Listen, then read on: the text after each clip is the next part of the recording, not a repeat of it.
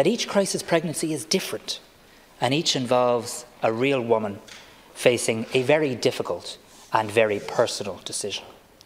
Real women like the 36 from County Carlow who travelled to the UK for an abortion in 2016, or the 38 from Mayo, or the 69 women from Tipperary, the 85 women from my own county of Wicklow, the 241 from Cork, or the 1,175 from Dublin.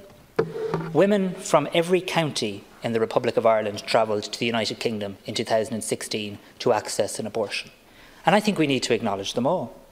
49 from Kerry, 130 from Kildare, 21 from Leitrim, 20 from Roscommon, 69 women from Wexford, 39 from Cavan, 15 from Monaghan, 99 from Limerick, 53 from Clare, 38 from Westmeath, 63 from Donegal, 113 women from Galway, 44 more women from Kilkenny, 42 from Laois, 83 from Louth, 100 from Meath, 28 from Offaly, 29 from Sligo, 16 from Longford, and 56 from Waterford.